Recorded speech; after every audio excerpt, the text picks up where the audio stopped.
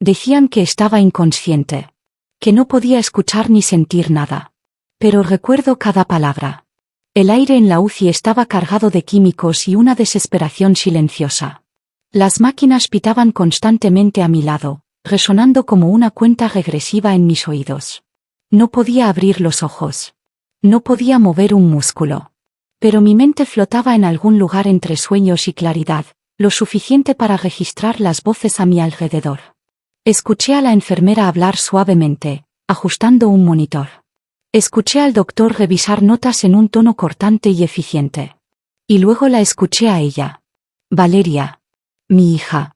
Sus tacones resonaron una vez en el suelo de baldosas, luego se detuvieron. La imaginé parada al pie de mi cama, brazos cruzados, rostro tenso. El doctor bajó la voz. Me esforcé por escuchar. Estamos viendo respuestas neurológicas leves. Es pronto, pero hay esperanza, dijo con suavidad. Entonces vino su susurro, como un puñal envuelto en seda. Si no va a despertar, solo déjala ir. Por un momento, pensé que alucinaba. Pero no. Su voz era inconfundible. Mi hija. La niña que crié sola. El bebé al que mecí para dormir durante cólicos, fiebres y corazones rotos. Ella estaba pidiéndoles que me dejaran ir. Mis dedos se movieron ligeramente. Nadie lo notó. El doctor dudó. Está mostrando algunos reflejos. No querría vivir así, interrumpió Valeria. Conectada a tubos. Dependiente. Es cruel. Pero yo sí quería vivir. Solo no podía hablar. Lágrimas se deslizaron desde las comisuras de mis ojos, empapando la almohada. Intenté gritar. Intenté moverme, hacer un sonido, demostrar que aún estaba aquí. Pero mi cuerpo me traicionó. Valeria suspiró. Miren, no somos ricos. Cada día que está aquí consume los ahorros. ¿No es mejor dejarla ir en paz? Hubo silencio. La vergüenza inundó cada centímetro de mí, ardiente y hueca. Ahora era una carga. Un gasto. No una madre. No una persona.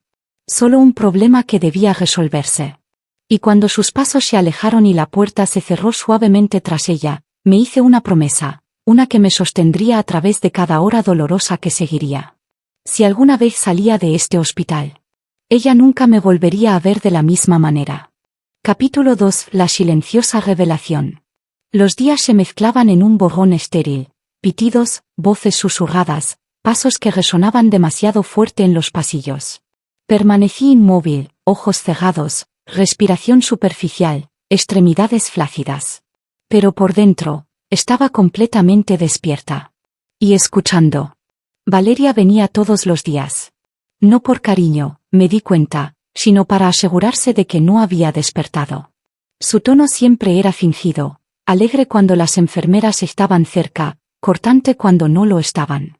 Una mañana, la escuché hablar por teléfono, apenas bajando la voz a unos metros de mi cama. Sí, los doctores dicen que aún es pronto, pero, honestamente, estoy preparándome para lo peor. Es mejor ser realista. Una pausa. Sí, firmaré los papeles esta semana. ¿Papeles? Otra llamada esa misma tarde. Mira, ella quería que yo tuviera la casa de todos modos. La cuidé. Lo menos que merezco es no terminar con pesadillas legales. Una pausa, luego una risa breve. Sí, haz que el tasador venga el próximo martes. Si despierta, bueno, ya veremos qué hacer. Al día siguiente, trajo a un hombre con un maletín de cuero y una sonrisa falsamente compasiva. Este es el señor Tellez, le dijo a la enfermera, solo está ayudando con planificación patrimonial. Se volvió hacia mí y se inclinó con una dulzura empalagosa. Mamá, si puedes oírme, solo estoy organizando algunas cosas para ti, ¿de acuerdo? Para que puedas descansar. Luego añadió en voz baja, de todos modos, no es como si fueras a necesitar estas cosas. Mi pecho se apretó, no por la enfermedad, sino por el dolor. Más tarde, mientras flotaba entre una neblina medicada, la escuché hablar con alguien más, su voz más cruda de lo habitual. Ahora solo estoy yo. Elías vive al otro lado del país. Papá se fue hace años. He tenido que cargar con todo sola. ¿Sola? Ella había vivido sin pagar renta en mi casa durante 6 años. Yo crié a su hijo mientras ella perseguía ascensos en su trabajo. Renuncié a mis planes de retiro, mi libertad, mis ahorros, por ella. Y ahora, acostada allí, oyéndola presentarse como la víctima, sentí que algo cambiaba. El derrame no me había robado la mente. Pero las palabras de Valeria hicieron algo mucho peor. Me hicieron darme cuenta de que había criado a alguien capaz de sonreír frente a mi tumba antes de que siquiera echaran la tierra. Y por primera vez en 65 años, dejé de justificarla. No se suponía que recordara. Eso habían dicho los doctores. Pero los recuerdos, como el dolor, nunca siguen instrucciones. Llegaban en oleadas, inesperados, afilados, implacables. Recordé la primera vez que Valeria me entregó a Simón, apenas con días de nacido. Sus manos temblaban mientras lo colocaba en mis brazos. No sé qué estoy haciendo, susurró, con lágrimas surcando su rostro agotado. Lo estás haciendo bien, le dije, aunque sentía el peso de los años por venir asentándose en mis hombros. Crié a ese bebé mientras Valeria reconstruía su vida tras el divorcio. Alimentaciones matutinas, mecerlo a medianoche, cambiar pañales con manos artríticas. Mientras ella trabajaba horas extras, yo era quien asistía a las reuniones de padres, limpiaba lágrimas tras rodillas raspadas y aplaudía más fuerte en las obras escolares. Ella me llamó su roca. Le creí. Cuando Valeria agotó sus tarjetas de crédito tras la crisis del mercado, vino a mí llorando. Mamá, no sabía que se descontrolaría tan rápido, ¿puedes ayudarme? Vacié mi pequeña cuenta de ahorros para cubrir su deuda, cada peso que había guardado discretamente para un viaje a España que nunca realicé. Más tarde, cuando quiso comprar un departamento, no preguntó si podía ayudarla, simplemente lo asumió. Es solo el enganche. Te lo devolveré, prometió. Asentí, sonreí y me quité el anillo de bodas de oro que no había usado desde que Gregorio nos abandonó. Lo vendí a la mañana siguiente. Nadie preguntó cuánto dolió cambiar esa última pieza de mi juventud por un futuro del que ni siquiera formaba parte. Valeria no me pagó. Nunca la presioné. Me dije que eso es lo que hacen las madres. Damos. Absorbemos. Amamos sin llevar la cuenta. Pero mientras yacía en esa cama de hospital, escuchándola organizar mi partida, los cálculos comenzaron a atormentarme. Había ahogado mis necesidades tan completamente que incluso mi propia hija creía que no tenía ninguna. Nadie me vio renunciar a mi trabajo voluntario de tutoría para cuidar a Simón a tiempo completo. Nadie notó que no me compré zapatos nuevos en 4 años porque Simón necesitaba frenos. Nadie preguntó cuántas noches me senté sola en la cocina, con una taza de té, preguntándome dónde se habían ido todos. Pero yo recordaba. Recordaba cada cena recalentada para Valeria cuando llegaba tarde. Cada noche que me quedé despierta preocupada cuando no contestaba el teléfono. Cada festividad que organicé, cociné y limpié para que su hijo creyera en las tradiciones familiares. No eran cosas pequeñas. Eran mi vida. Y ahora, todo eso, mis sacrificios, mi silencio, mi amor, estaba siendo empaquetado y tasado como muebles viejos. Ya no era una madre. Era un inventario. Pero habían calculado mal una cosa. Solo puedes borrar a alguien que quiere permanecer invisible. Y yo ya no quería. Lo que Valeria no sabía era que, apenas 3 semanas antes del derrame, había visitado a mi abogada. Fue una tranquila mañana de martes. Sin dramas. Sin premoniciones. Solo un instinto persistente, algo en mis huesos que susurraba, prepárate. Tal vez fue la forma en que Valeria comenzó a revisar mi correo sin preguntar, o la vez que suspiró cuando Simón me pidió hornear galletas y murmuró, la abuela está más lenta. Así que actué. Entré a la oficina de la señora Quintero con mi suéter azul marino y zapatos ortopédicos, llevando una bolsa de tela con 2 recipientes de plástico llenos de postre de limón, su favorito. Nos sentamos como viejas amigas, pero mi voz fue firme cuando dije, quiero cambiar todo. Ella parpadeó. Todo. Poder notarial. Directivas médicas. Mi testamento. Todo. No discutió. Conocía a mi familia lo suficiente como para no hacerlo. En una hora, mi hija ya no era la ejecutora de mi vida. Esa responsabilidad pasó a Sofía Zambrano, mi mejor amiga de 35 años. Sofía había estado a mi lado durante mi divorcio, el funeral de mi madre y cada festividad familiar donde yo hacía de anfitriona mientras los demás eran invitados. Ella era la única persona en quien confiaba para hablar por mí cuando no pudiera hacerlo. Notarizamos cada página. Archivamos las copias. Incluso le di a Sofía una carpeta marcada, abrir solo si es necesario. La abracé fuerte cuando me fui y no le dije nada a nadie. Así que ahora, acostada en esta cama de la UCI, esperaba. Cada vez que Valeria mencionaba finanzas o insinuaba retirar el tratamiento, yo contaba en silencio los momentos hasta que alguien en ese edificio finalmente llamara al contacto correcto. Y entonces, una mañana, una enfermera entró con una tabla y dijo suavemente: «Señora Aranda, nos han informado que sus decisiones médicas ahora están a cargo de Sofía Zambrano. Ella está en camino». Valeria se quedó paralizada, a medio mensaje de texto, su rostro endureciéndose. Quise reír, pero mi garganta aún estaba demasiado seca. Había comenzado. Ella pensó que yo era solo una rama marchita esperando caer. No sabía que ya había echado raíces en un lugar más profundo, fuera de su alcance. La verdad no llegó de golpe. Nunca lo hace. Llegó en fragmentos, comentarios al pasar, silencios incómodos, la forma en que algunos miembros del personal evitaban el contacto visual cuando Valeria estaba en la habitación. Fue Sofía quien finalmente lo armó todo. Llegó una mañana con su termo de té y un fuego silencioso en los ojos. «Carmen», dijo suavemente, acomodándose junto a mi cama, «hablé con una de las enfermeras que te atendió durante ese susto de neumonía el año pasado». Parpadeé, ya inquieta.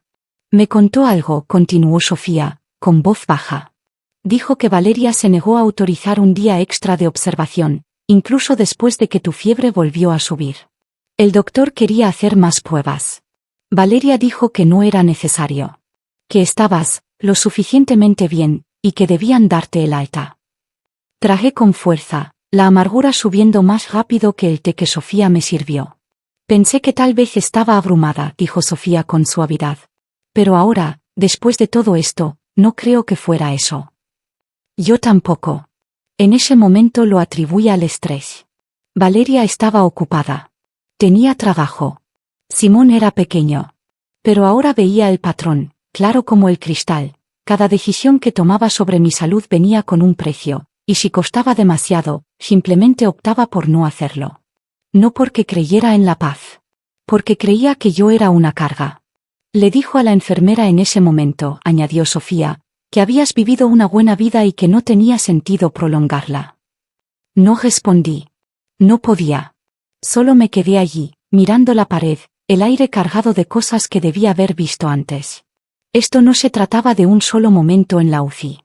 No fue una mala decisión o un susurro cruel. Era una negociación silenciosa y constante en la mente de Valeria, entre el amor y el costo. Y cada vez, yo perdía la apuesta. No quería que me fuera por misericordia. Quería que me fuera porque era inconveniente. Esa era la herida más profunda. No que me hubiera fallado una vez, sino que me había estado fallando durante años, con una sonrisa en el rostro y a mi nieto en sus brazos. Y yo lo había llamado amor. Mi fuerza regresaba en destellos, primero en el movimiento de una muñeca, luego en un agarre completo. Podía sentarme con apoyo. Mi habla, aunque arrastrada, volvía en sílabas fracturadas. Las enfermeras comenzaron a sonreír más. No decían mucho, pero sus manos se detenían más tiempo, más suavemente. Ellas sabían. Estaba regresando. Valeria no. Para ella, yo aún estaba medio perdida, maleable, fácil de manipular. Seguía llegando tarde, desplazándose en su teléfono, quejándose al personal de lo agotador que era todo esto. Cuando se iba, no se daba cuenta de que Sofía siempre se quedaba. Sofía trajo a su prima, Nidia, una enfermera jubilada con una voluntad de acero y manos que podían sentir el dolor antes de que emergiera. Comenzó a ayudar con mis sesiones de rehabilitación, anotando discretamente el progreso en una libreta pequeña. También trajo sobres legales escondidos en libros grandes y los colocó discretamente bajo mi almohada. «Sé que no estás lista para hablar mucho», dijo Nidia un día mientras ajustaba mi manta, «pero asiente una vez si aún quieres salir». Asentí. A la mañana siguiente, firmé papeles con mi mano derecha aún temblorosa, torpe pero legible. Formularios para una nueva vivienda. Solicitudes de transferencia bancaria. Instrucciones para un seguro de cuidados a largo plazo que casi había olvidado que tenía. Valeria no notó la diferencia. Apenas me miraba ya. Pero el personal sí. El día que me puse de pie, tambaleante pero sin ayuda, por primera vez, dos de las enfermeras más jóvenes aplaudieron suavemente detrás de la cortina. Se está fortaleciendo, susurró una, sin saber que la escuché. Lo estaba. Por las noches, practicaba mi equilibrio, sosteniéndome de la vaga de metal junto a la cama. Durante el día, fingía dormir cuando Valeria visitaba, dejándola pensar que me desvanecía más. Ella nunca sospechó nada. Mientras tanto, Sofía confirmó el alquiler de un departamento justo a las afueras de la ciudad, una pequeña unidad cerca de un parque tranquilo, con una ventana grande y sin paredes compartidas. El contrato estaba a mi nombre. Los servicios ya estaban listos. Me mudarían en el momento en que los doctores aprobaran mi alta. No iba a pelear con Valeria. No iba a gritar, confrontar ni acusar. Simplemente desaparecería, fuera de sus expectativas, su control, su historia cuidadosamente armada donde yo era la madre moribunda que le dejaba todo. No. Saldría caminando. Viva. Y con las manos vacías por elección. Valeria planeó la cena como si fuera un velorio, solo que no estaba muerta. Lo llamó una celebración de cierre, imprimió invitaciones baratas en cartulina pastel e incluso ordenó servicio de catering. Había bocadillos, copas de champán de plástico y una triste presentación de fotos familiares antiguas en bucle en la sala. Se aseguró de incluir imágenes de mí sonriendo junto a Simón, como si eso suavizara la transacción. No lo hizo. Llevaba un vestido gris suave y un delineador dramático que la hacía parecer más viuda que hija. Los invitados llegaban poco a poco, algunos primos lejanos, vecinos que no veía en años y dos desconocidos elegantemente vestidos que seguían mirando los zócalos y susurrando sobre linderos. Compradores. Estaba vendiendo mi casa antes de que los papeles estuvieran secos. Antes de que mi piel terminara de sanar, antes de que mi voz fuera completamente estable. Quería su nuevo comienzo, y yo era el inconveniente en el camino. Pero lo que no sabía era que ya había trazado mi salida. Silenciosamente. Legalmente. Esperé. Observé. Me senté en el extremo de la sala en una silla de ruedas que ella insistió en que usara por si acaso. Sofía estaba detrás de mí como centinela, brazos cruzados. Nidia se mezcló entre la multitud, silenciosa y vigilante. Mi equipo. Mi verdadera familia. Valeria hizo un brindis, un monólogo emocional y fingido sobre lo difícil que ha sido este viaje y lo agradecida que estaba por todo el apoyo. Se secó la comisura del ojo con una servilleta de cóctel, como si lo hubiera ensayado frente al espejo. No me miró ni una LN. No era el punto. Yo era el accesorio. Cuando levantó su copa, la multitud la siguió educadamente. Fue entonces cuando me puse de pie. Nadie lo vio venir. La sala quedó en silencio. Los ojos de los compradores se abrieron de par en par. Valeria se congeló, su boca aún entreabierta en medio del brindis. Alguien jadeó cuando di un paso adelante, sin ayuda. Me gustaría decir unas palabras, dije, con voz firme, fuerte. Ya que parece que sigo viva. Algunas personas rieron torpemente. La mayoría guardó silencio. La sonrisa de Valeria tembló. Mamá, tal vez deberías sentarte. He estado sentada suficiente. Di un paso lento hacia adelante. Luego otro. No había caminado tan lejos sin ayuda antes, pero la adrenalina era buena compañía. El silencio en la sala se profundizó. Entiendo que has estado haciendo planes, Valeria, dije, volviéndome hacia ella ahora. Vender la casa. Cerrar cuentas. Transferir escrituras. Ella rió, demasiado fuerte. Oh, vamos. Solo estaba preparando cosas por si necesitabas cuidados a largo plazo. Siempre dijiste que odiabas el papeleo. Cierto, la interrumpí. Por eso manejé todo 3 semanas antes de tener el derrame. Metí la mano en el bolsillo de mi abrigo y saqué un sobresellado. Esto, dije, sosteniéndolo en alto, es el título actualizado. La casa ya fue transferida legalmente. Ya no estás en ella. Jadeos resonaron como truenos en la sala. El rostro de Valeria palideció. Eso no es posible. ¿Y sabes qué más? Añadí, dando otro paso adelante. ¿Mi futuro? Tampoco es tuyo. Me volví hacia los compradores. Esta casa no está en venta. Y yo tampoco. Luego pasé junto a Valeria, con la cabeza en alto, la voz tranquila, los tacones resonando en el suelo como un tambor de liberación. Adiós, cariño. Disfruta tu fiesta de despedida. Me voy a empezar mi vida. Y nunca miré atrás. El mar me recibió como a una vieja amiga. Me mudé a una pequeña casa a 5 cuadras de la costa. No era lujosa, persianas pintadas, pisos que crujían y un pequeño jardín frontal ya invadido por romero silvestre. Pero era mía. Cada centímetro susurraba libertad. Nadie me conocía aquí. Nadie preguntaba por Valeria, Elías o el derrame. Solo veían a una mujer mayor desempacando cajas con una sonrisa obstinada y un paso lento pero firme. Eso era suficiente. Cada mañana, preparaba mi café, abría todas las ventanas y dejaba que el aire salado se llevara el ayer de la casa. Me uní a un grupo de tai chi en el parque. Tomé clases de acuarela en el centro comunitario. Comencé un diario, no sobre lo que había soportado, sino sobre lo que quería después. Y entonces llegó una idea que no me dejaba en paz. Al principio, era una pregunta en mi cabeza: ¿a dónde van mujeres como yo cuando finalmente terminamos de ser usadas? No encontré una respuesta. Así que creé una. Imprimí 10 volantes y los pegué por el pueblo. Manos de abuela, un círculo de bienestar para mujeres mayores de 60. Sin sermones. Sin presiones. Solo un espacio para ser vistas. Esperaba que llegaran 2 personas. Vinieron 11. Nos sentamos en sillas plegables bajo el pabellón del parque, compartiendo galletas e historias. Algunas hablaron. Otras solo escucharon. Pero todas entendíamos el dolor silencioso de haber dado demasiado durante demasiado tiempo. También hubo risas, inesperadas, dulces, desafiantes. Cada semana, llegaban más mujeres. Viudas. Divorciadas. Abuelas que habían criado hijos que no eran suyos. Mujeres que nunca tuvieron hijos, pero llevaban sus propios duelos invisibles. Compartíamos recetas, intercambiábamos remedios caseros, hacíamos caminatas en grupo, nos enseñábamos a establecer límites. No lideraba.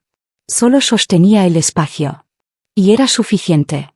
Por primera vez en mi vida, no era la madre de alguien, ni esposa, ni cuidadora. No estaba sobreviviendo, me estaba convirtiendo. A veces me sorprendía tarareando mientras barría el porche o cortaba verduras para una persona. No canciones tristes. No canciones asterisco not sad songs. Not love songs. Bad songs of my own. No había aplausos, ni un gran final. Solo una alegría silenciosa. Y una vida finalmente vivida en mis términos. El mar me recibió como a una vieja amiga. Me mudé a una pequeña casa a 5 cuadras de la costa.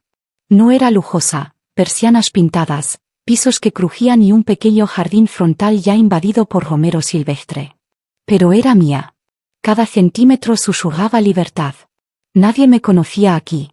Nadie preguntaba por Valeria, Elías o el derrame. Solo veían a una mujer mayor desempacando cajas con una sonrisa obstinada y un paso lento pero firme. Eso era suficiente. Cada mañana, preparaba mi café, abría todas las ventanas y dejaba que el aire salado se llevara el ayer de la casa. Me uní a un grupo de tai chi en el parque. Tomé clases de acuarela en el centro comunitario. Comencé un diario, no sobre lo que había soportado, sino sobre lo que quería después. Y entonces llegó una idea que no me dejaba en paz. Al principio, era una pregunta en mi cabeza: ¿a dónde van mujeres como yo cuando finalmente terminamos de ser usadas? No encontré una respuesta. Así que creé una. Imprimí 10 volantes y los pegué por el pueblo. Manos de abuela, un círculo de bienestar para mujeres mayores de 60. Sin sermones. Sin presiones. Solo un espacio para ser vistas. Esperaba que llegaran 2 personas. Vinieron 11. Nos sentamos en sillas plegables bajo el pabellón del parque, compartiendo galletas e historias. Algunas hablaron. Otras solo escucharon. Pero todas entendíamos el dolor silencioso de haber dado demasiado durante demasiado tiempo. También hubo risas, inesperadas, dulces, desafiantes. Cada semana, llegaban más mujeres. Viudas. Divorciadas. Abuelas que habían criado hijos que no eran suyos. Mujeres que nunca tuvieron hijos, pero llevaban sus propios duelos invisibles. Compartíamos recetas, intercambiábamos remedios caseros, hacíamos caminatas en grupo, nos enseñábamos a establecer límites. No lideraba. Solo sostenía el espacio. Y era suficiente. Por primera vez en mi vida, no era la madre de alguien, ni esposa, ni cuidadora. No estaba sobreviviendo, me estaba convirtiendo. A veces me sorprendía tarareando mientras barría el porche o cortaba verduras para una persona. No canciones tristes. No canciones * not sad songs. Not love songs. But songs of my own. No había aplausos, ni un gran final. Solo una alegría silenciosa. Y una vida finalmente vivida en mis términos.